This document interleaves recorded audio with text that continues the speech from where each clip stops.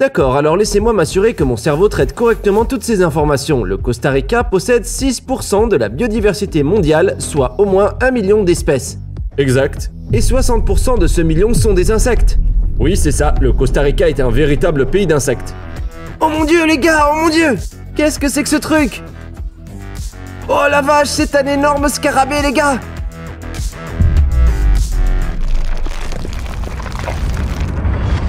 Merci à BetterHelp d'avoir sponsorisé cette vidéo. Et ce que vous voyez ici, c'est un piège lumineux entomologique très avancé. Voici mon bon ami et entomologiste de renommée mondiale, Jim. Dis bonjour à tout le monde, Jim.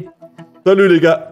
Ce soir, nous allons utiliser leurs pouvoirs combinés pour attirer certains des insectes les plus fascinants du Costa Rica dans le but d'en capturer puis d'en exposer une poignée demain à la lumière du jour. Mais avant d'en arriver là, Jim, dis-nous pourquoi cette technologie est-elle si avancée en fait?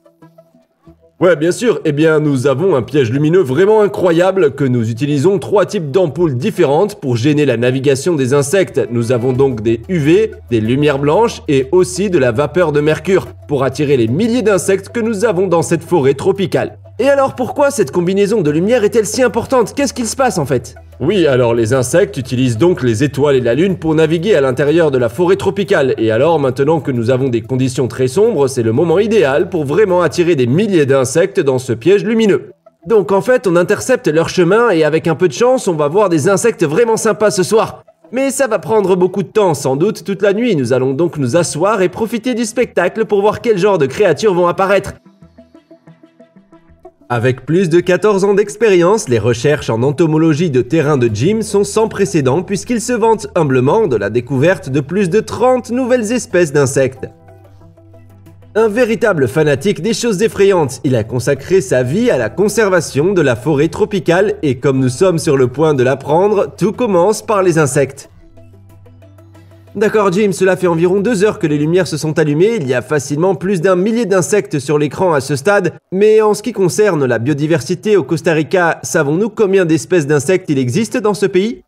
Est-ce que tu pourrais nous donner une idée de combien d'insectes vivent ici? Oui, absolument. Alors laissez-moi vous expliquer un peu exactement la biodiversité que nous avons dans ce très petit pays en Amérique centrale. Le Costa Rica a presque 6% de la biodiversité mondiale, ce qui est insensé pour un pays de cette taille, et nous estimons que c'est environ 1 million d'espèces en tout. Vous savez, les plantes, les insectes, les mammifères, les oiseaux, les reptiles et bien d'autres choses encore.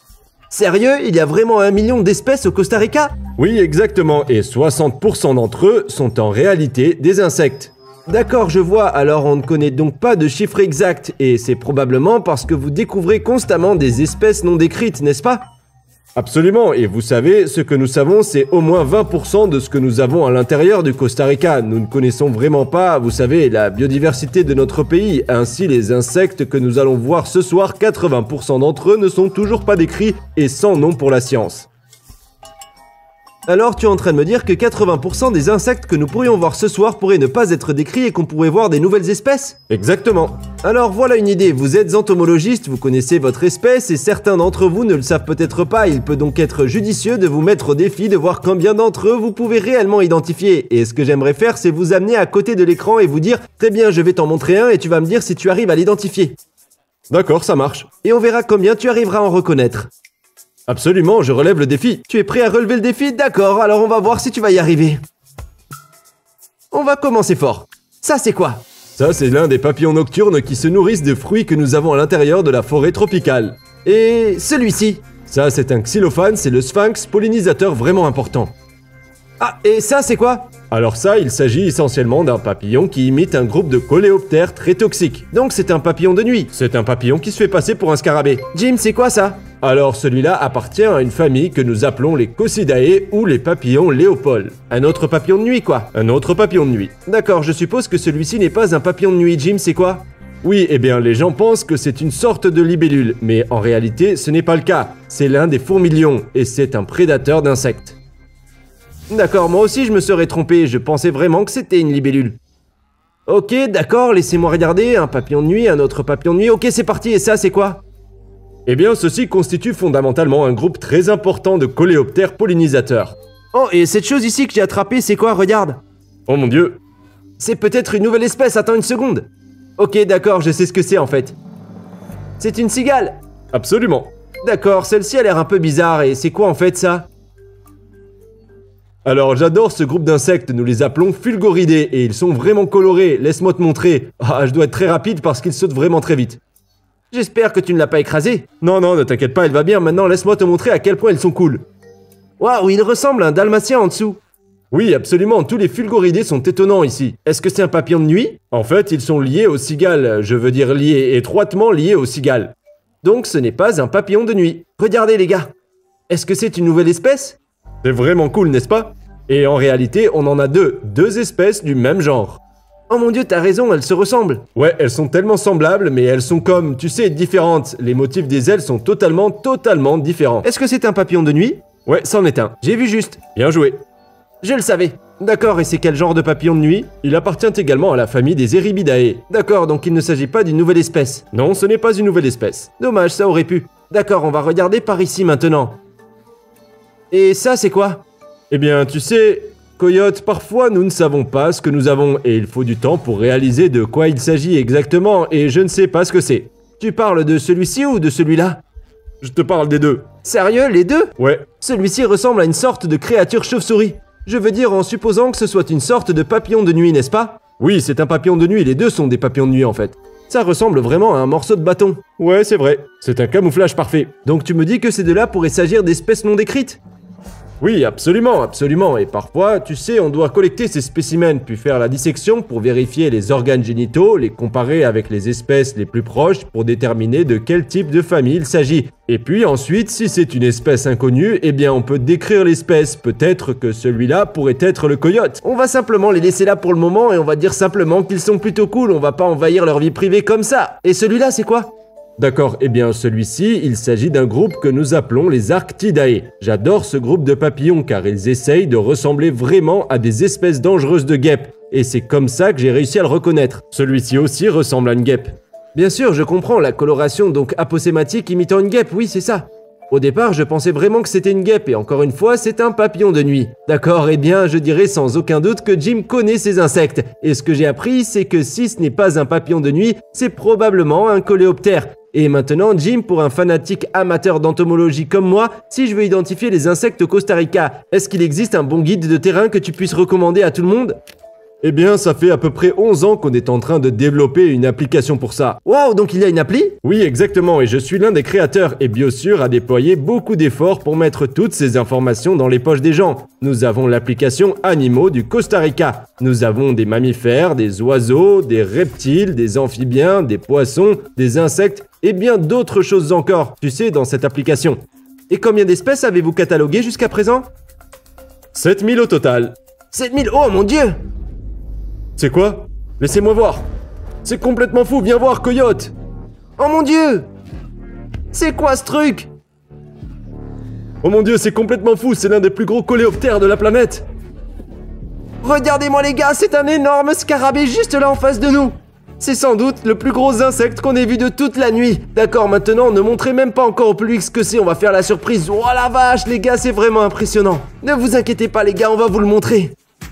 Oh mon dieu, j'arrive toujours pas à y croire. La taille de cet insecte est vraiment impressionnante, c'est complètement fou. Alors, il s'agit essentiellement du Mégasoma elephas. Ouais, Mégasoma elephas.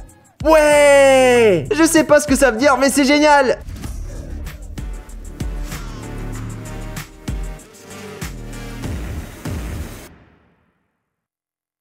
Mesdames et messieurs, préparez-vous à rencontrer le coléoptère éléphant. C'est le moment que nous attendions. Jim, je vais te laisser faire les honneurs. Sortons le coléoptère du conteneur et je vais placer mon bras devant l'objectif. Et mec, ma main tremble un petit peu en ce moment. Allez, c'est parti, on y va. Coyote Peterson est sur le point de s'attaquer au scarabée éléphant. Est-ce que vous êtes prêts? Moi, je suis prêt, tu peux y aller. L'un des coléoptères les plus puissants de la planète va être dans ta main. Je suis prêt. D'accord. Waouh, ses griffes sont vraiment pointues. Waouh, cette bestiole a un poids considérable. Je n'avais jamais tenu un scarabée aussi lourd et aussi fort dans ma main. Aïe, aïe. Je vais essayer de le calmer un petit peu pour qu'il arrête de bouger. Et ses jambes sont aussi très pointues. Ouais, c'est vrai, et maintenant je sais que la première chose que tout le monde va remarquer, c'est sa corne dominante juste ici. Jim, à quoi sert la corne sur cet animal en fait? Est-ce qu'ils ont besoin de ça pour faire quelque chose? Oui, absolument, c'est donc un mâle, donc en gros, seuls les mâles ont cette belle corne et ils l'utilisent pour les combats entre mâles dans la canopée forestière. Alors, quand ils voient un autre mâle dans les parages, et surtout s'il y a une dame dans les parages, vous savez, eh bien, ils vont commencer à se battre et à créer un énorme combat entre eux jusqu'à ce que l'un d'entre eux tombe au sol. Et même s'il s'agit d'un insecte de cette taille, croyez-le ou non, ils sont capables de voler, n'est-ce pas? Oui, exactement, ces types ne sont donc pas capables de vraiment décoller et de s'envoler simplement du sol. Ils doivent d'abord grimper aux arbres pour accéder à la canopée forestière et de là, ils peuvent sauter et décoller parce qu'ils sont très lourds et c'est le deuxième insecte le plus lourd de la planète. Ah ouais, t'es sérieux? Il y a vraiment un insecte plus gros que ça? Ouais, le scarabée Hercule. Waouh, j'ai du mal à croire qu'il existe un scarabée plus gros que celui-ci. Oui, et c'est donc la lumière qui a certainement attiré celui-ci. Et oui, vous pouvez réaliser que c'est l'un des insectes les plus lourds de la planète. D'accord, je vois, et j'arrive vraiment à sentir l'impact de ces grappins comme des griffes et je sens toutes les épines qu'il y a sur ses pattes. Et maintenant, on va répondre aux questions que tout le monde se pose, d'accord les gars? Première question, est-ce que cette créature est capable de mordre? Ou est-ce que cette créature pique? Est-ce qu'elle est venimeuse ou bien toxique? Non, pas du tout, c'est un animal inoffensif. En vrai, c'est même un animal très sympathique, vous savez, donc les gens ont généralement peur quand ils voient ces énormes créatures. Vous savez, c'est à l'intérieur de la forêt tropicale ou autour des maisons dans les zones rurales du Costa Rica, mais oui, je veux dire, c'est une créature vraiment sympathique en fait, rien à craindre. Ouais, vous savez, c'est très intimidant, c'est comme on dit, ne jugez pas un livre à sa couverture, on ne peut pas juger un insecte sur sa nature extraterrestre, cela ressemble à quelque chose qui, vous savez, s'agripperait à vous et vous infligerait simplement une morsure douloureuse ou une piqûre venimeuse. Mais comme tu l'as dit, cet animal est totalement inoffensif. Alors à quelle menace un animal comme celui-ci et tous les insectes d'ailleurs sont-ils confrontés dans la forêt tropicale du Costa Rica? Oui, eh bien, Coyote, je me sens vraiment inquiet pour la conservation de ce groupe d'animaux car ils sont cruciaux pour le fonctionnement de nos écosystèmes. 40% de la biomasse d'insectes a disparu en moins de 10 ans au Costa Rica et il y a 3 problèmes vraiment importants sur lesquels nous devons encore travailler pour résoudre ce problème. Nous sommes donc confrontés à la perte d'habitat, soit environ 60% des menaces d'insectes et aussi, tu sais, il y a l'utilisation des pesticides dans nos cultures. Ce qui crée un énorme problème avec cela, la biomasse des insectes et bien sûr, il y a aussi le changement climatique. D'accord, il se décompose donc essentiellement en 3 catégories, mécanique, la destruction de l'environnement, les produits chimiques, c'est-à-dire les pesticides et la pollution, et ensuite tout compris avec le changement climatique lui-même. C'est ça. Et si disons que tous les insectes de notre planète disparaissaient tout d'un coup, qu'arriverait-il alors à l'humanité? Oui, eh bien nous disparaîtrions avec eux. Les gens ne réalisent donc pas que nous dépendons des insectes. Tous les insectes sont donc les créatures les plus importantes. Nous ne pouvons pas imaginer des oiseaux sans insectes. Nous ne pouvons pas non plus imaginer que nous aurons de la nourriture sur notre table sans insectes. Les gens ont souvent peur des insectes parce qu'ils sont incompris et ce que nous réalisons en discutant avec Jim et aussi en travaillant avec son équipe en filmant cet épisode, c'est que les insectes ont besoin d'être protégés. Nous sommes préoccupés par des choses comme les ours polaires, les rhinocéros et toutes ces espèces de mégafaune. Même si cette conservation est certainement importante, ces créatures ont également besoin de notre soutien. Et vous faites quelque chose de très intéressant dans la péninsule d'Osa avec votre organisation Biosur. Parle-nous un peu de l'orientation et de l'objectif de ce que vous faites là-bas. Oui, l'un de nos principaux objectifs à l'heure actuelle est donc de continuer à protéger, tu sais, la forêt tropicale humide, mais il existe encore de nombreuses zones à vendre qui ne sont pas protégées. Et c'est ce que nous essayons de faire. Protéger les habitats d'espèces réellement menacées et qui ne cessent de disparaître sur notre planète. Tu sais, c'est crucial. Et je pense que tu sais, sauver la forêt tropicale serait l'une des meilleures solutions contre le changement climatique. Jim, merci beaucoup de nous avoir invités dans tes recherches sur ce voyage. Nous allons donc maintenant relâcher ce scarabée dans la nature et nous allons vous montrer quelques-unes des séquences qu'on a filmées.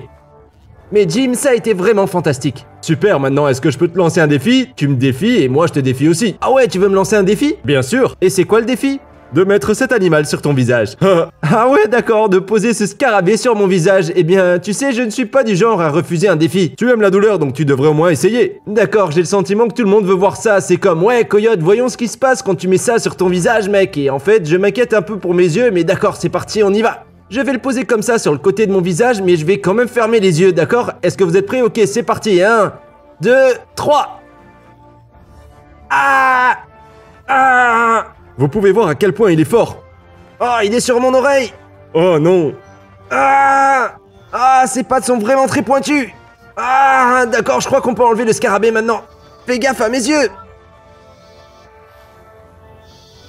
Eh bien voilà les gars, vous venez d'assister au défi ultime des insectes. Je m'appelle Coyote Peterson, soyez courageux, restez sauvages, et on se revoit lors de la prochaine aventure. Ouais Jim, c'était vraiment génial, merci. Au cours de mon temps passé à travailler aux côtés de Jim, j'ai acquis une nouvelle compréhension de l'importance des insectes. Pour le dire simplement, sans ces créatures extraterrestres que beaucoup d'entre nous considèrent comme effrayantes, nous n'existerions pas.